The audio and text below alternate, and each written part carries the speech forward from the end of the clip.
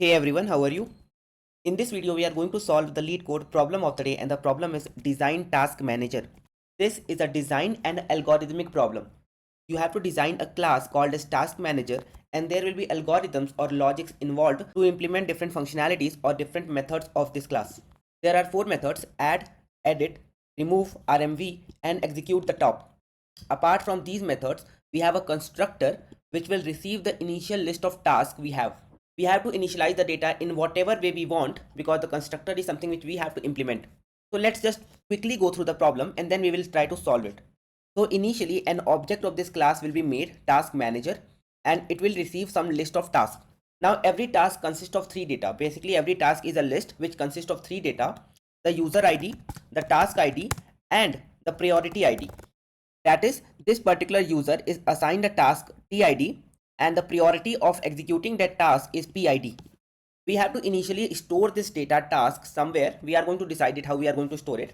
But now we have different methods. We have add method which is going to receive three inputs: the user ID, the task ID, and the priority ID.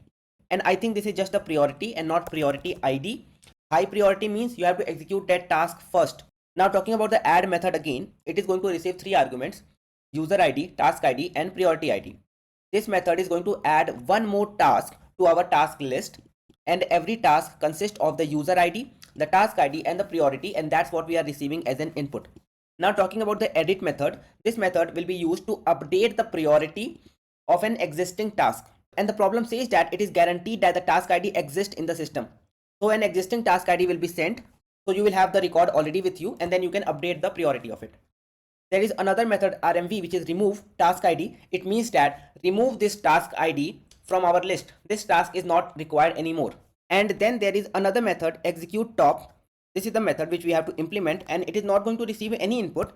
Instead of this, we have to give an output as an integer. So basically what we have to do is we have to execute the task which has the highest priority as of now. Whenever this method is called, you will execute the task with the highest priority. Every task consists of three data: the user ID, the task ID, and the priority. After executing that particular task which has the highest priority, you will have to return that user ID and you have to remove that particular task from the system. After it gets executed, it should not be executed again. And if there is no task left, then you have to return -1. That is, if your task list is empty and somebody is calling the method executTop, then you will have to return -1 as the user ID, which is going to indicate that no more task is left. Now let us try to solve it. See, the thing is, first of all, we have to store the data, right? Let's first go to the constructor init method. And guys, you will have to understand that the task is a list, right? Now we can directly say self dot task is equal to task. Basically, we have created a variable, instance variable task, which is the task itself, the given input. But now we have assigned this task as a list. Do we want to have a data in a list? That's the question, because however we want to store the data, we can do it using the constructor, but it depends upon the logic which we have to perform. Try to think about what we need to do. We have to execute the top, right? That's one of the method we have to implement. Here we have to execute the task with the highest priority as of now, and then you have to remove it. This is indicating me that I will definitely need something called as a heap data structure. Heap is a specialized data structure which can give you the topmost data, the max data, or the minimum data in your current list at a time. So we have to store our data in something called as a max heap, and our heap will behave as a max heap based on the priority. So that if later on we need to execute the task, execute the top task, the task with the highest priority, we can directly ask our heap that, hey, what's the top task as of now? So this is telling me that I have to store my data in something called as a list, but that list should behave as a heap, right? So I can import heapq, the heapq module of Python, and then I can say this self.task is a task, but every task consists of user ID, the task ID, and priority. We want the priority to be the element which decides which task has to be executed first, right? So let's do one thing. Let's store our data not in the form of user ID, task ID, and priority, but in the form of priority. And the question also says that if there are multiple tasks with the highest priority, execute the one with the highest task. So after priority, if two tasks have same priority, we have to execute them based on the task, and the task should be highest. The highest task ID should be executed first if two tasks have the same priority, the same highest priority. So we have to store our data in the form of priority, then task, then user ID, right? And we have to store it as a max heap. And I will tell you how do we do it. First of all, let us say self.task is a list, And now let's run a simple loop for u comma t comma p, the user id comma task id comma priority in tasks.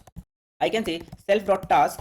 I can make use of heap queue to push my data in this list, in the self.task list as a heap. So I can say heap queue dot heap push. I have to push my data in this particular list as a heap, and the data which I want to push is the priority first, the task second, and the user id last. So that whenever I ask my heap what's the top data in my heap as of now, it is going to give you the top data based on the priority. If the priorities are same, it is going to give you the data based on the task. Now by default, the heap in Python is a min heap. To convert it to max heap, we can simply pass the data as negative priority and negative task. So now our data will behave as a max heap. The priority which is highest will be first. Now we have stored our data in some kind of list. Now let us move to the next functionality, which is add. Now if I want to add some data, I could simply use the heap queue.heap push again, because I am receiving a user ID with a new task ID and a new priority, or basically the priority for the given new task ID. So I can just make use of this particular heap queue.heap push. Let's push the data in the task, and I can say negative priority. We are going to push it in the same way, negative of the priority, negative of the task ID, and this is the user ID. So this is how we have added our data. Now here you will have some confusion. How do I edit my data? I have received a task ID which will be already there in my self.task list, and I just need to update its priority, right? But the problem is now you will have to run through your entire list to find out that particular task which has the task ID given here in the edit method. Running through the entire list is a very time taking process, right? Better what we can do is we can actually have some kind of mapping of a task to its priority, and we can directly do the update there. So we have to go back to our constructor and let's create a mapping as well. I can say self.taskMap. I have to create a mapping, and let's make sure that this is a default dictionary which is going to store a tuple. Every data is going to store a tuple.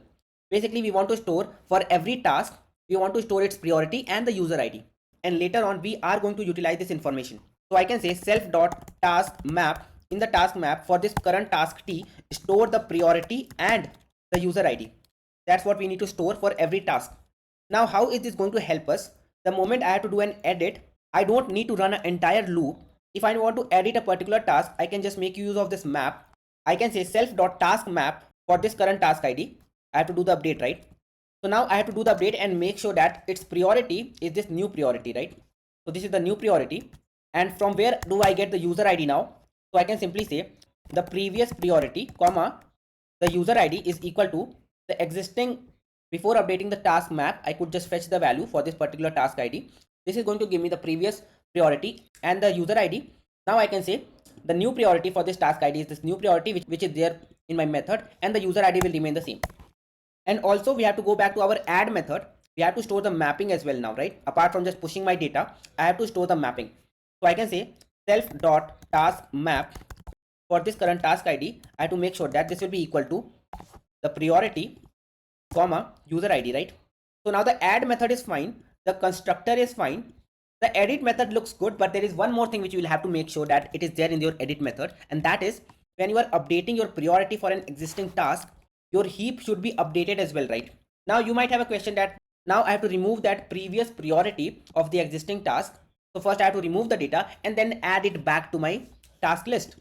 But no, we don't really need to do it. We can just add it, because if you want to remove it, you will again have to go through the entire data. So let's not remove it. Let's just add the new priority with the same task ID. So I can say heap queue.heap push. I can again make use of this, and this time I can say this is the new priority for this particular task ID, and this is the user queue, right?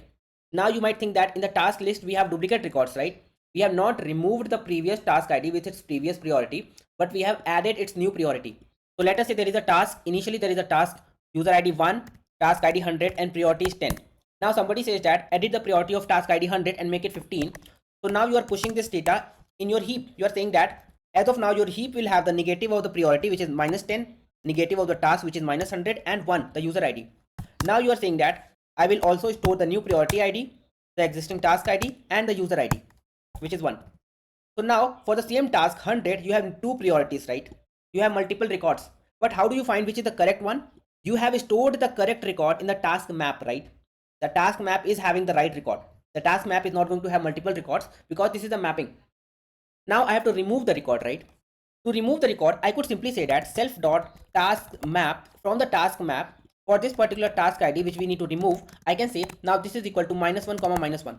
I could either delete the record or I could update the record to a particular priority and user ID which doesn't even exist.